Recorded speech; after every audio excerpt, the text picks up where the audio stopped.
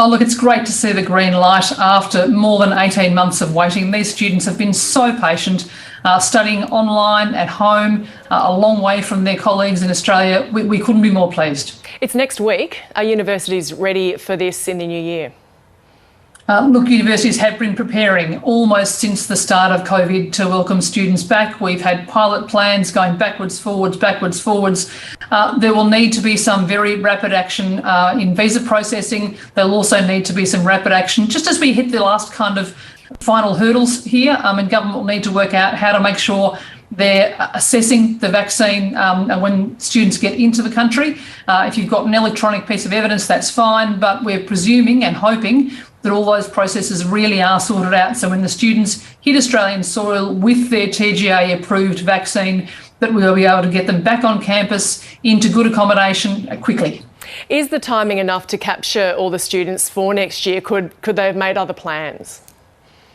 Look, we are hoping very much that the timing is enough, keeping in mind that there are 130,000 students with visas waiting to come back now, and that doesn't include students who might choose to come to Australia next year now that the borders are open. So we need to move quickly to get these students back at scale so they can finish off their degrees. A lot of those 130,000, they've only got a year left to go. They've been so patient, studying at home through large parts of their degree. They really need to get back here, many of them doing things you cannot do online, doing practical elements, etc.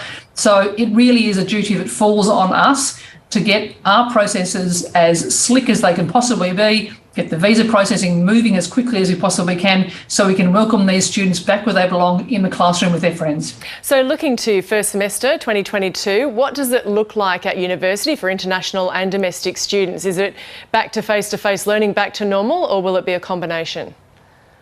Look, there's been such variation across the country. You'll know some universities have been in full action with students on campus for most of the time. For some jurisdictions, it's been very different and they've been very quiet. All the studying and learning is still going on. Staff are working overtime, students are working overtime, learning online. But you and I both know walking onto a university campus with no students on it just shouldn't be that way. They're places of life and ideas and vibrancy.